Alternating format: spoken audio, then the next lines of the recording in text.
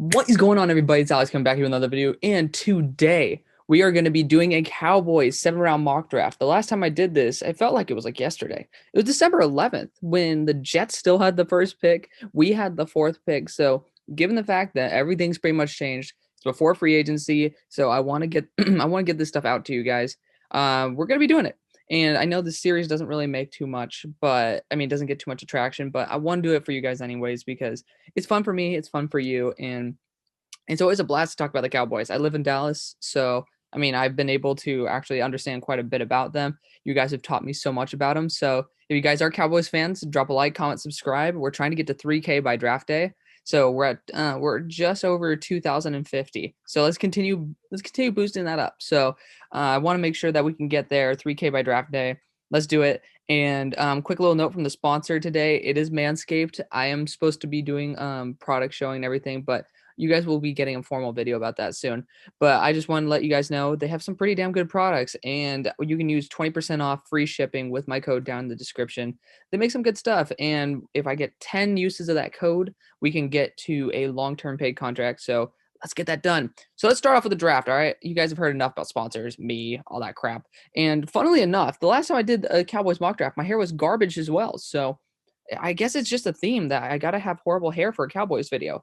But we're obviously not going to be taking any trade offers due to the fact that it's just not really, it's not realistic to be getting like all this RNG. You never know, like two drafts will never have the same trades.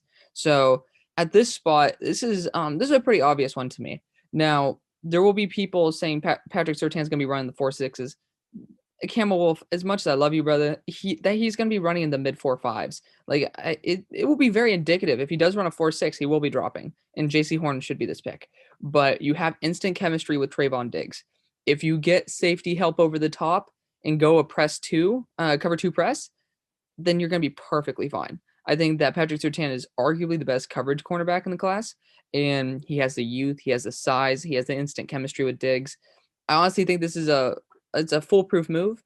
And again, you look at him, he does have the size as well. His only concern again is getting beat deep. And when people look at Trayvon Grimes, that was kind of a fluke one. He was pretty much stride for stride with him. But like Seth Williams blew past him. Seth Williams is gonna be 4.39, guys. So for him to be blown out by a guy who's in the 4.3s, kind of makes sense. So just don't stick this guy on a Jalen Reagor. That's pretty simple. You know, you can stick him on a Travis Fulgham and he'll be perfectly fine. I'm a fan of this pick as long as you get safety coverage over the top, which, hint, hint, we're gonna do. So Patrick Surtain out of Alabama, big fan of that pick too. And again, we could have went JC Horn there. For you guys who would have wanted JC Horn, we could, if you really want him that bad, substitute him in at that pick. So I think honestly, the instant chemistry is going to be really nice for Surtain to be coming into the NFL. Alabama has had a really lethal secondary, especially when those two were leading the charge. So, I mean, both of them are really good. I think people are just having player fatigue, like just by like thinking how good he's been for such a long time, Patrick Surtain. So at this spot with the Cowboys, there's a couple routes we could go. So I'm obviously down to the safety route. If we don't want to do that, we could be looking more at the edge rusher class. You got Ronnie Perkins here, who could be a real steal here. Joe Tryon. I know we're pretty much a 4-3 team, if I'm not mistaken. So there's no real need for us to go with that route. Could go linebacker if we really wanted to. I don't think that's much of an issue right now. We got to get safety. Richie Grant, Trayvon Merrig. It is Merrig. It's not Morig, like I've been saying for a long time. These guys are both really good options. You guys can take whatever you want. I know Camo's going to be, who's my number one Cowboys fan. He's going to be wanting the Richie Grant move here. I'm personally down for Trayvon Merrig, and here's why. Trayvon Merrig, you look at his size. He's young, 6'1", 215. He's really good. And so is Richie Grant. Richie Grant's going to be more look at him. He is about 15. He's going to be probably around 20 pounds lighter in the NFL and shorter. Richie Grant's a speed demon. He's a beast. There's no doubt about it. I'm a little bit worried about some of these plays where he really messes up. He has some amazing plays, but he also like oscillates that with some horrific plays where it's like that's gonna be a touchdown in the NFL. I think NFL teams are gonna see that. And they were like, ooh, like that's more of a processing issue. I'm not saying Richie Grant is bad at all. I think I have him more around like 50, but I mean, I think Trayvon Merrick's way better. That TCU secondary is unbelievable. Ardarius Washington, Trayvon Merrick. Their corner, I'm not remembering what his name is. He's going back to school this year, number 1. And then they also have a linebacker.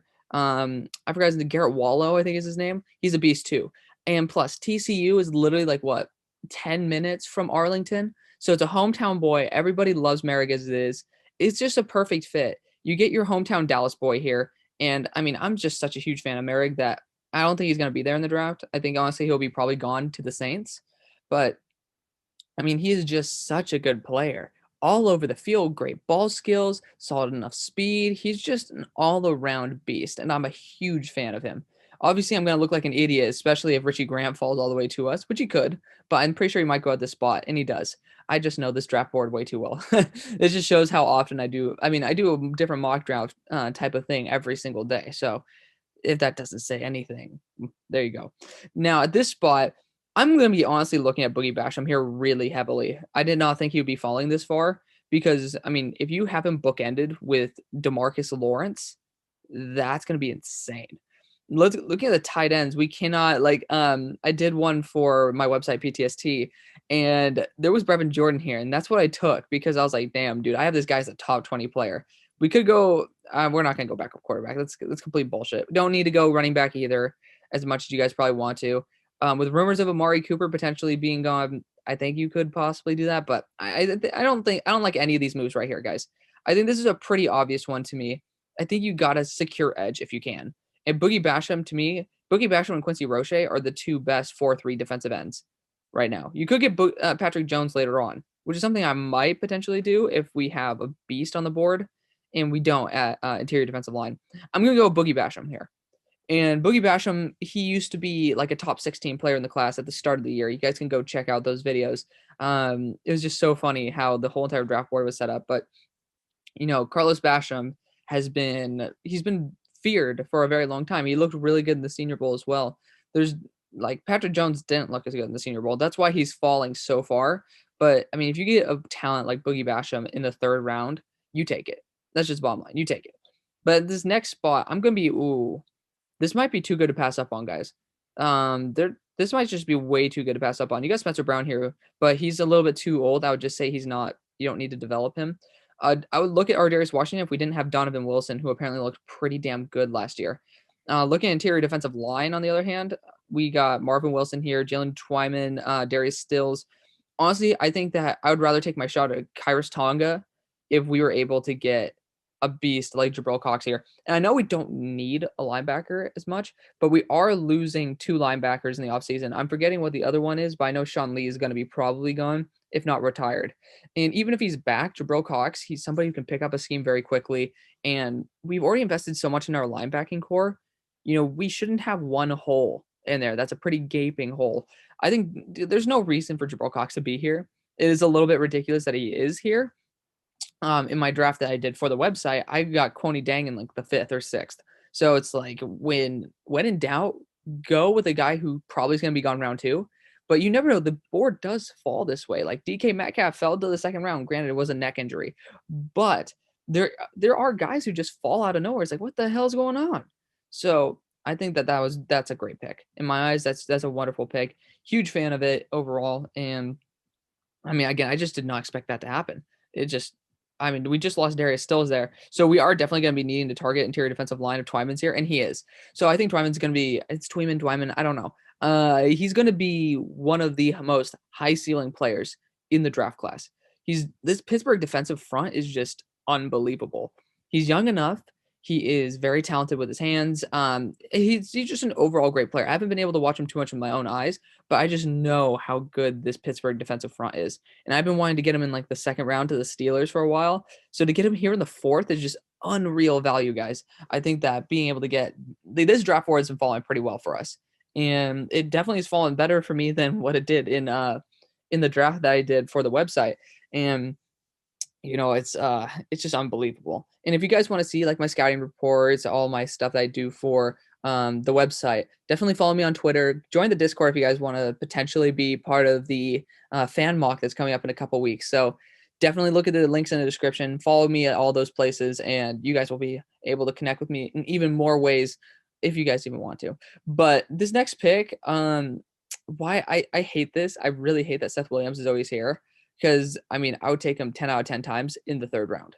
It's unbelievable he is here. I'd be willing to spend a late second on Seth Williams. The more I watch him, I think the more I watch him, the more I believe that it's really Bo Nix who's making these Auburn wide receivers look worse than anything. I think Seth Williams is actually going to have a much better pro career than college career. But this next spot, this might be a great spot to go Brady Christensen, guys, because Brady Christensen, he's shown that he's a really talented tackle, right? But he's played against pretty low end competition there at BYU. That being said, this might be a great place for Tyron Smith to be able to coach him up and be able to develop him into a high end prospect. I'm going to be looking at quarterback here really quick to see if there's anybody I really want. And I'm gonna give you a spoiler. I'm probably gonna be targeting Shane Buechele down in the later rounds. But to me, I think this is almost a foolproof move. Let's just check out to see who else is on the board at high end.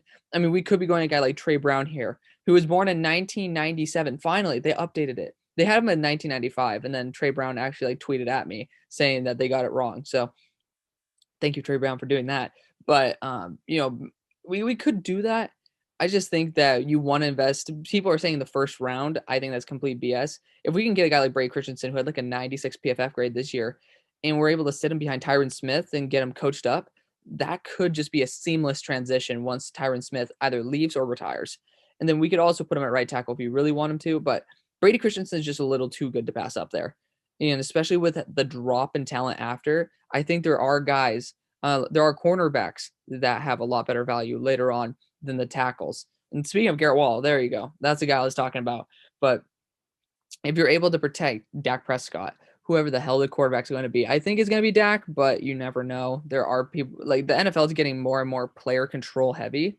So it's a pretty good move for Dak Prescott to be like, I want to stay. And I think that honestly, you should have, if it were up to him being like, oh, I want 4 years versus 5 from Jerry, I mean, I would have just taken it. It's unbelievable like value to be in Dallas because we are like, I mean, it's very complicated, but I just think that he should stay in Dallas if he really wants to have a good career, is especially professional career. He had like 50 million in sponsorships literally last year, so I don't really know why he's caring too much about the money when he's getting a lot of it outside.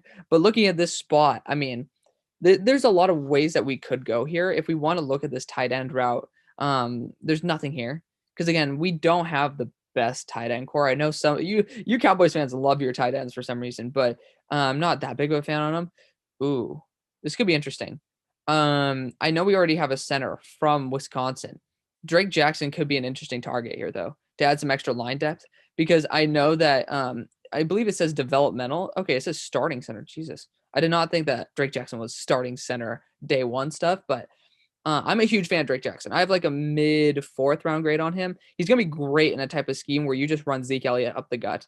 And if you use him as a guard, you can use him as a rotational guard, definitely, if Zach Martin gets injured.